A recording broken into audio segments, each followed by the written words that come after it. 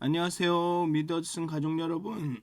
오늘도 정말 하나님의 뜻을 따라서 하나님 편에서 살아가시는 하루가 되시길 기도합니다. 사도신경 하심으로 11월 2일 목요일 새벽 예배를 시작하도록 하겠습니다. 전능하사 천지를 만드신 하나님 아버지를 내가 믿사오며 그 외아들 우리 주 예수 그리스도를 믿사오니 이는 성령으로 잉태하사 동정녀 마리아에게 나시고 본디오 빌라도에게 고난을 받으사 십자가에 못 박혀 죽으시고 장사한 지 사흘 만에 죽은 자 가운데서 다시 살아나시며 하늘에 오르사 전능하신 하나님 우편에 앉아 계시다가 저희로서 산자와 죽은 자를 심판하러 오시리라. 성령을 믿사오며 거룩한 공회와 성도가 서로 교통하는 것과 죄를 사하여 주시는 것과 몸이 다시 사는 것과 영원히 사는 것을 믿사옵나이다. 아멘. 찬송가 348장 함께 찬양하시겠습니다. 마귀들과 싸울지라 함께 찬양하시겠습니다. 찬송가 348장입니다. 마귀들과 싸울지라.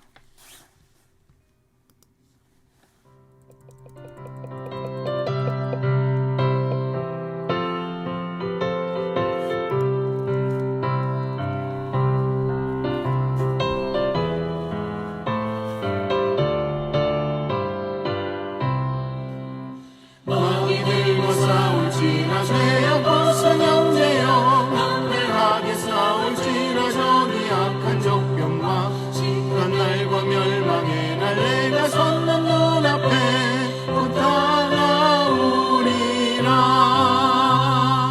영광 영광 할렐루야 영광 영광 할렐루야 영광 영광 할렐루야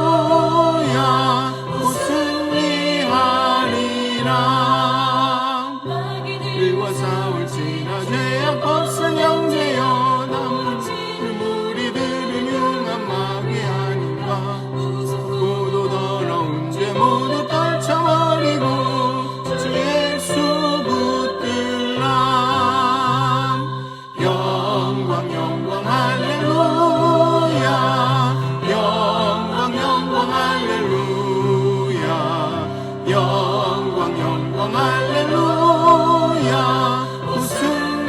승리하리라.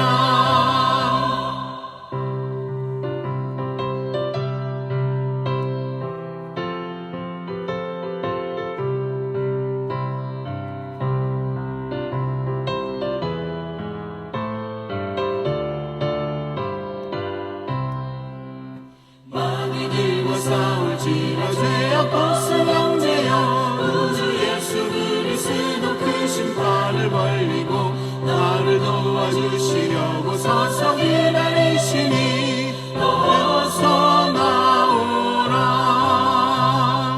영광 영광 할렐루야 영광 영광 할렐루야 영광 영광 할렐루야 승리하리라.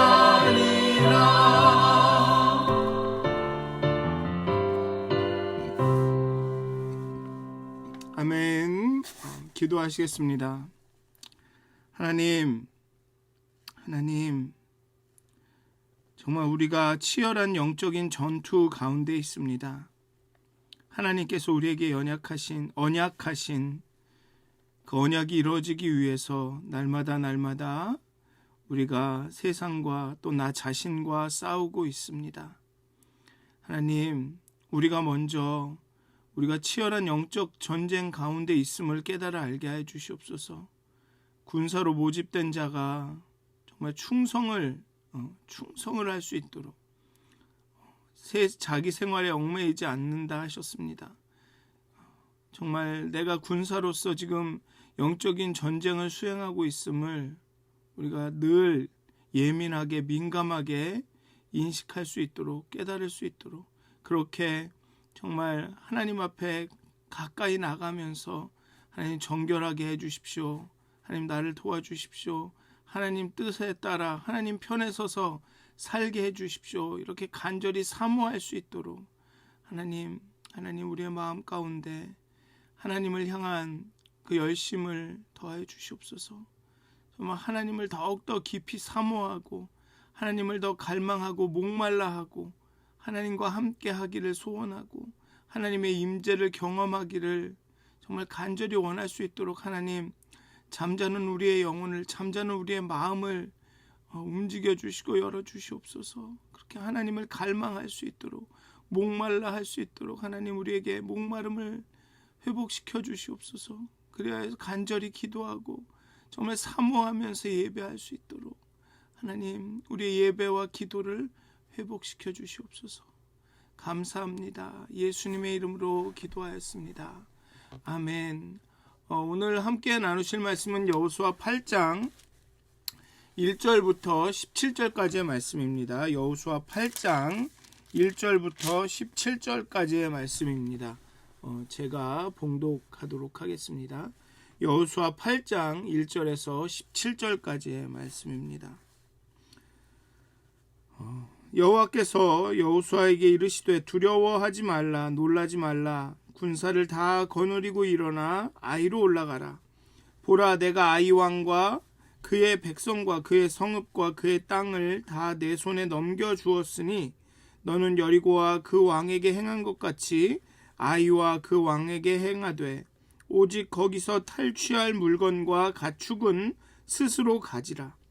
너는 아이성 뒤에 복병을 둘지니라 하시니 이에 여호수아가 일어나서 군사와 함께 아이로 올라가려 하여 용사 3만 명을 뽑아 밤에 보내며 그들에게 명령하여 이르되 너희는 성읍 뒤로 가서 성읍을 향하여 매복하되 그 성읍에서 너무 멀리 하지 말고 다 스스로 준비하라.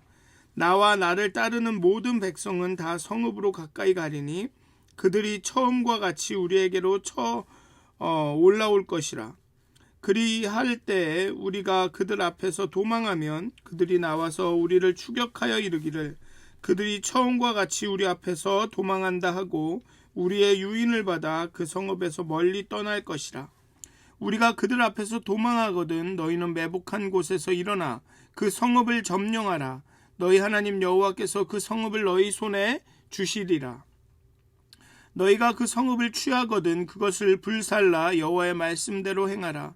보라, 내가 너희에게 명령하였느니라 하고 그들을 보내매 그들이 매복할 곳으로 가서 아이 서쪽 베델과 아이 사이에 매복하였고 여호수아는 그 밤에 백성 가운데에서 잤더라. 여호수아가 아침에 일찍이 일어나 백성을 점호하고 이스라엘 장로들과 더불어 백성에 앞서 아이로 올라가매 그와 함께한 군사가 다 올라가서 그 성읍 앞에 가까이 이르러 아이 북쪽에 진치니 그와 아이 사이에는 한 골짜기가 있더라. 그가 약 5,000명을 택하여 성읍 서쪽 베델과 아이 사이에 매복시키니 이와 같이 성읍 북쪽에는 온 군대가 있고 성읍 서쪽에는 복병이 있었더라. 여호수아가 그 밤에 골짜기 가운데로 들어가니 아이 왕이 이를 보고 그 성읍 백성과 함께 일찍이 일어나 급히 나아가 아라바 앞에 이르러 정한 때에 이스라엘과 싸우려 하나 성읍 뒤에 복병이 있는 줄은 알지 못하였더라. 여호수아와 온 이스라엘이 그들 앞에서 거짓으로 패한 척하여 광야길로 도망하매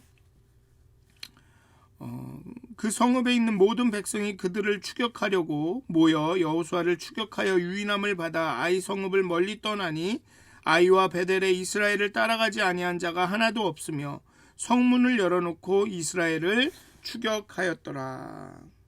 아멘. 네, 오늘 본문도 또 보면 앞부분에 이야기했던 것처럼 좀 약간 중복되는 느낌이 나오죠. 매복을 하는 장면이 한 번 또 나오고 뒤에 또 한 번 나옵니다. 이게 뭐 시간상으로 뭐가 엉켰거나 잘못된 것이 아니라 그런 어떤 하나의 기법이라고 좀 더 극적으로 만들고 좀 더 강조하기 위한 그런 기법이라고 생각해 주셨으면 감사하겠습니다. 그리고 이제 아간 사건이 마무리가 되었습니다. 하나님의 헤렘의 그 것들을 하나님께 바쳐진 것들을 임의로 자기가 취하여서 그 장막 가운데로 가져온 아간이 처벌을 받았습니다. 이 아간 사건이 마무리가 되자 여호와께서는 다시 여호수아에게 아이성 공격을 지시하십니다. 그리고 처음 요단강을 건널 때와 마찬가지로 용기를 북돋으며 직접 군대를 이끌고 올라갈 것을 명령하십니다. 앞서 패배한 전투에서는 아마 이스라엘이 자만하여서 여호수아가 직접 전투를 이끌지 않았던 것으로 추정이 됩니다. 왜냐하면 여호수아가 언급이 되지 않았습니다. 아이성 전체에서 법궤는 전혀 언급되지 않았습니다.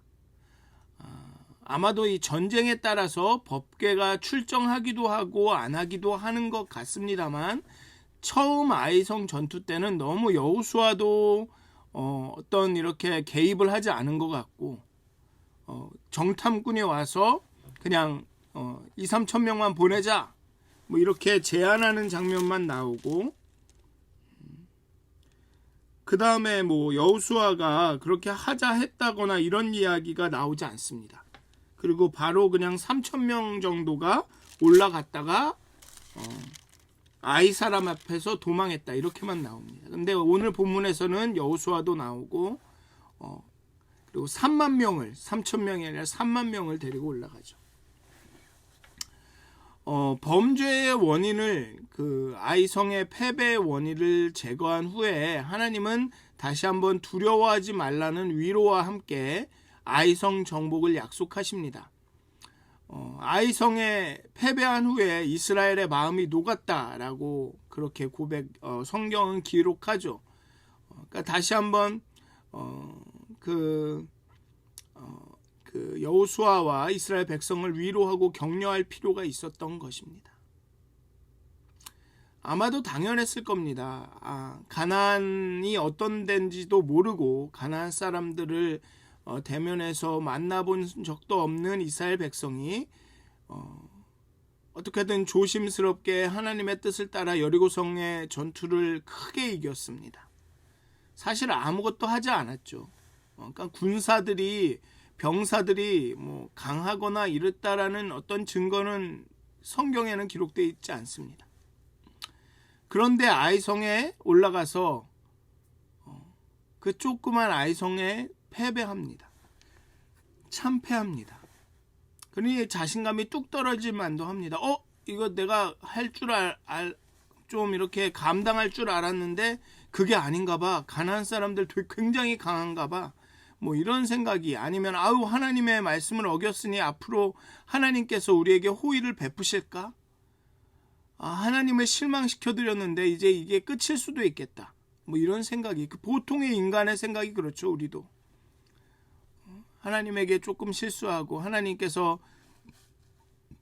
마치 우리를 책망하시고 심판하시고 이러시는 것 같다라는 느낌이 들면 자신감이 확 떨어지죠. 야, 이런 나를 받아주실까? 이런 나를 또 용서해 주시고 또 다시 한번 예전처럼 돌아갈 수 있을까? 그러니 하나님은 여호수아와 이스라엘 백성을 격려할 필요가 있었습니다. 그래서 여기서 보면 두려워하지 말라, 놀라지 말라. 여호수아 1장에서 이야기하던 여호수아에게 말씀했던 그대로 또 이야기합니다. 내가 아이 왕과 그의 백성과 그의 성읍과 그의 땅을 다 내 손에 넘겨주었다. 가나안 땅 내가 네 발이 밟는 곳을 다 주었다. 이렇게 이야기하셨던 것처럼 아이의 성과 모든 것을 너에게 주었다라고 약속을 해주시죠. 그리고 이번에는 아이 백성과 왕들은 진멸하되 탈취한 물건과 가축은 가질 수 있도록 또 허용해 주십니다. 헤렘은 헤렘 전쟁인데 높은 수준의 헤렘은 아닙니다. 또 아간이 어쩌면 모르겠습니다. 아간 때문에 또 이렇게 이번에 허용해 주시는 건지도 모르겠지만 또 어떻게 보면 아간이 좀 참았다면 한 번만 참았다면 아이성까지만 참았다면 또 이렇게 그 탈취물을 나눌 수 있지 않았을까 기다렸다면 그런데 그 물건들을 보고 탐심이 생기는 바람에 자신도 모르게 그 물건들을 자신의 거처로 가져오는 그런 실수를 범하게 됩니다.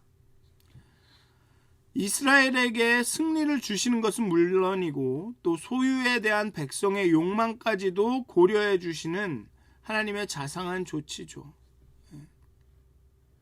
하나님은 우리의 바람과 원함을 완전히 무시하시지는 않는다는 겁니다. 때로는 우리에게 내가 이것을 원하지만 내게 필요한 것이 아니다 라고 해서 우리가 원하는 것을 주시지 않을 때도 있지만, 또 어떤 때는 우리가 원하고 필요하고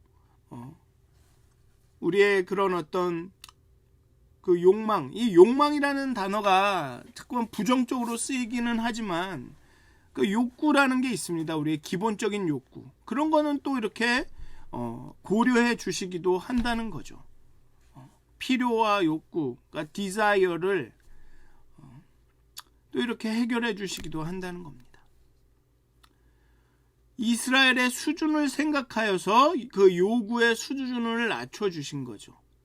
하나님은 자기 것을 챙기려고 헤렘 명령을 내리신 것이 아닙니다. 하나님께서 자기의 어떤 욕망이나 자신의 그런 어떤 그 욕구를 해결하기 위해 헤렘 명령을 내리신 것이 아닙니다. 이스라엘의 순종을 보려고 하시는 거죠. 이스라엘이 정말 내 편인가? 그들이 나의 편에서 행하고 있는가? 나의 뜻을 이루려고 하고 있는가? 순종하는가? 가나안에 가면 가나안에서는 순종해야만, 하나님 편에서 살아야만 살 수 있다, 이걸 알려주시는 거죠. 그리고 그 순종이 확인되면 하나님은 아낌없이 자신의 것을 누리도록 내어주십니다. 이게 제가 아마 신명기였나 그 새벽 예배로 신명기를 이야기할 때 말씀을 드렸던 것 같지만, 마치 자꾸만 이러면 하나님께서 꿍 하고 순종 안 하면 내 거야, 너랑 안 나눠줄 거야, 이러다가 순종하면 그래 아유 잘했다 이렇게 나눠주시는 것처럼 그렇게 생각하고 그렇게 가르침을 받아왔지만, 그게 아니라 하나님께서 우리에게 신령한 복과 이런 땅의 복과 자손의 복과 나라의 복을 주셨는데, 그 복을 이렇게 누릴 수 있는 방식이 순종이라는 겁니다. 이미 우리 앞에 있습니다. 그러니까 복과 그 저주를 하나님께서 우리 앞에 두셨죠. 그러니까 순종이 복을 선택하는 길이라는 겁니다. 순종을 통해서 복을 누릴 수 있다는 거죠. 복은 이미 우리에게 주어졌습니다. 우리에게 하나님의 자녀로 백성으로서의 자격이 아니라 그런 권리가 주어졌습니다. 근데 문제는 그 권리를 우리가 누리고 권리를 찾을 수 있는 방법이 순종이라는 겁니다. 조금 다릅니다. 순종을 해야 우리가 하나님의 백성이 되는 게 아니라, 하나님 백성으로서 이 땅 가운데 하나님의 그 백성으로서의 권리를, 그 특권을 누리며 살 수 있는 방법이 순종이라는 겁니다. 어쨌든 때때로는 승리만 약속하시고 전쟁 방식은 알아서 결정하게도 하십니다. 밟는 땅, 내 발이 밟는 모든 땅을 내게 주겠다 하고, 그 다음에 어떻게 여리고로 들어갈지, 어떻게 가서 전쟁을 할지, 어디로 먼저 갈지를 결정을 안 해주실 때도 있습니다. 니들이 알아서 해라 그건. 또 하지만 이번에는 이 첫 패배 이후 두려움에 사로잡혀 있을 여호수아와 백성들을 감안하여서 승리의 전략을 알려주십니다. 전공법을 택하는 대신 매복 공격을 지시하십니다. 즉 양동작전을 지시하시죠. 첫 승리에 도취되어 있을 아이성의 심리를 이용한 전략입니다. 이제 아이성은 한번 싸워서 이겼기 때문에, 너무나도 쉽게 이겼기 때문에 이스라엘이 얼마나 많은 군대를 이끌고 올라올지라도 자신감을 갖고 나오겠죠. 이게 이렇습니다. 똑같습니다. 이스라엘이 여리고성을 함락시킨 이후에 자만해져서 아이를 얕보고 막 이랬던 것처럼, 아이도 결국은 이게 이스라엘이고 아이고 이게 중요한 게 아닙니다. 이스라엘 편이고 가나안 편이고 이게 중요한 게 아니죠. 하나님 편인가? 얼마나 자만하지 않고 하나님을 의지하고 하나님께 집중하는가? 거기에 있는 겁니다. 어쨌든 하나님은 이 첫 패배를 한 이스라엘을 고려해서 이런 전략을 주십니다.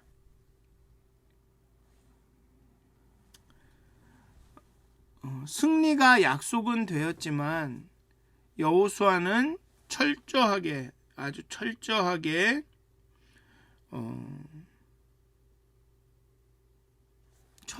준비를 합니다. 용감하게 전쟁을 수행하죠.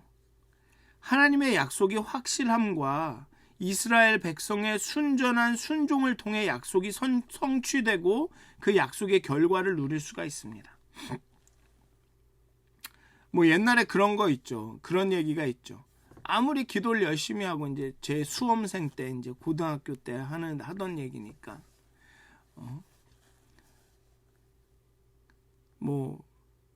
그런 얘기가 있습니다. 기도하면 하나님께서 답을 알려주신다. 그런 얘기를 막 할 때 또 이제 한편에서는 이런 얘기를 했습니다. 그래도 공부 안 하면 알려주실 수가 없다. 환상으로 어떤 걸 보여주시려고 해도 뭘 읽고 봤어야 보여주지. 그런 얘기가 있었습니다. 그러니까 하나님께서 승리를 약속하셨지만 이 땅을 주시기로 약속하셨지만 그것을 일어나서 올라가 차지하지 않으면 아무 소용이 없다는 겁니다.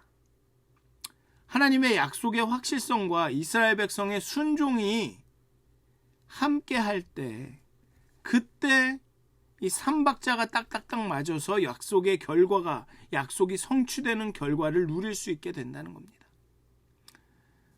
아브라함에게 주셨던 그 자손의 약속이 아브라함의 순종을 통해서 또 하나님께서 예비하심을 통해서 딱딱딱 맞아야 그 언약이 성취되는 것처럼 이삭을 가져다 바치라는 하나님의 명령에 아브라함이 순종할 때 하나님께서 그 예비하신 양으로 그 이삭을 대신하는 것처럼 이렇게 삼박자가 맞아야 된다는 거죠. 이박자가 하나님의 은혜와 인간의 행동이 함께 일해야 된다는 겁니다.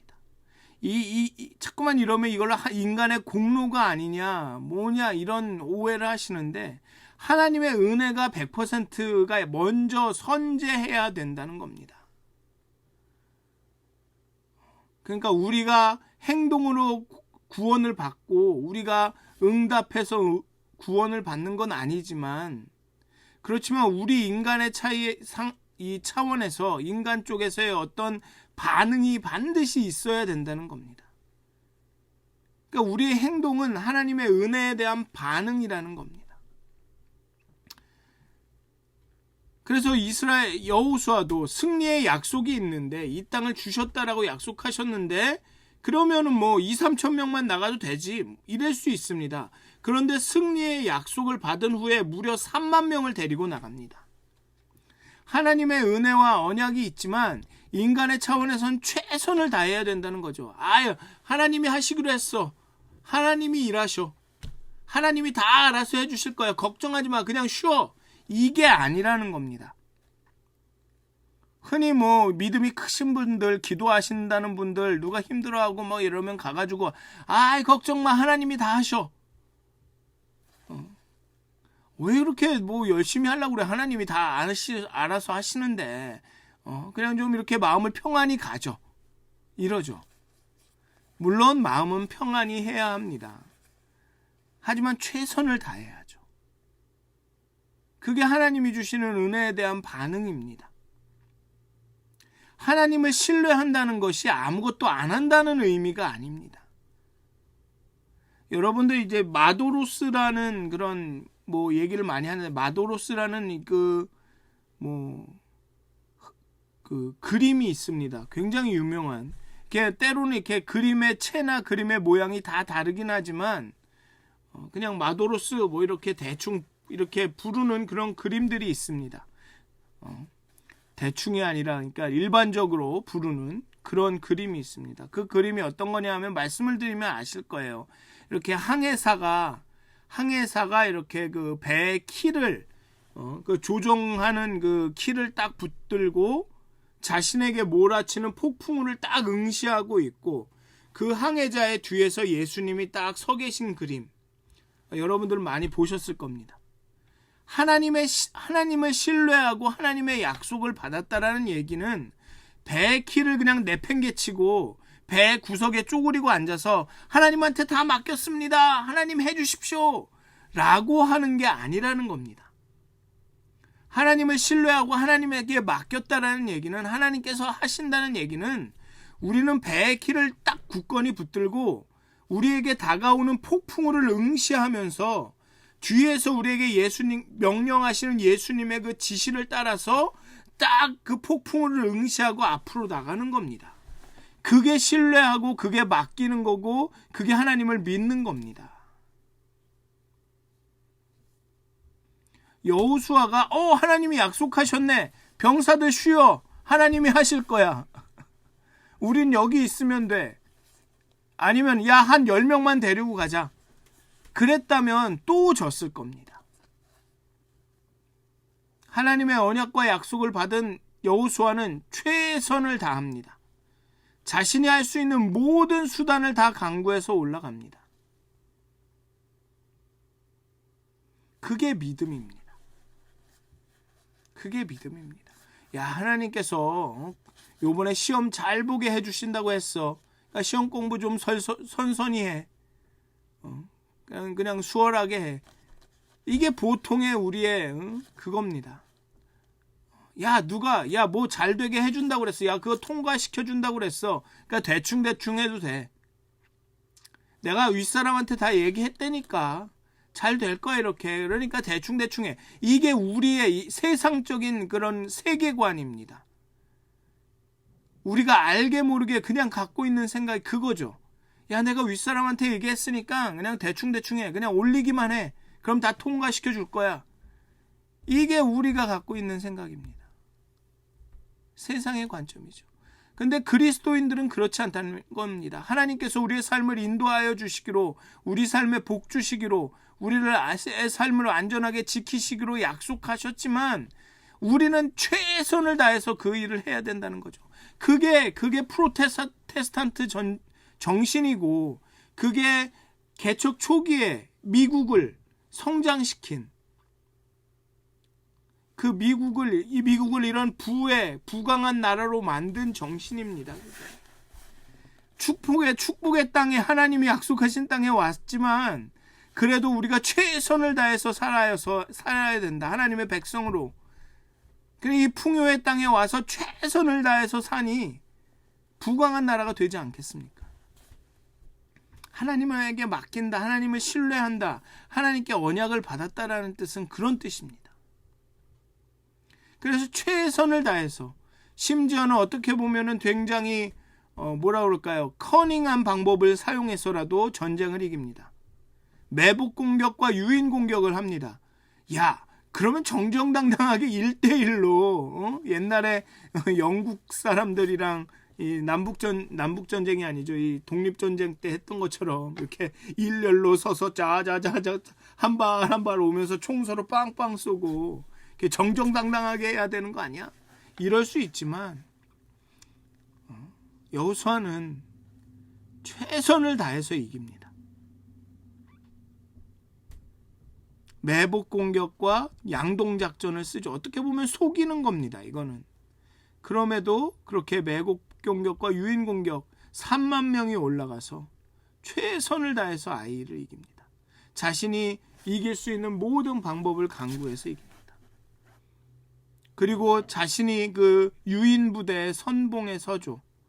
굉장히 위험한 겁니다.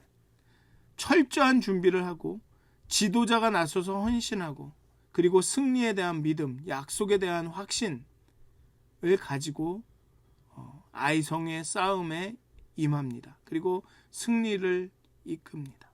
하나님께 맡긴다라는 것은 그겁니다. 하나님께서 우리 교회를 축복하시고 우리 교회를 다시 살리시고 다시 성장하게 하실 겁니다. 성숙하게 하실 겁니다. 하나님이 하시니까 손 놓는 게 아닙니다. 하나님이 하시니까 나도 열심히 하는 겁니다. 예수님 그렇게 말씀하지 않으십니까? 그가 일하니 나도 일한다. 하나님이 일하시니 나도 일한다 라고 말하십니다. 하나님께서, 그러니까 그런 얘기가 있습니다. 하나님의 것은 누구 것도 아니다라는, 모두의 것은 누구 것도 아니다라는 말이 있습니다. 우리 한국 교회와 미국 교회의 차이가 그겁니다.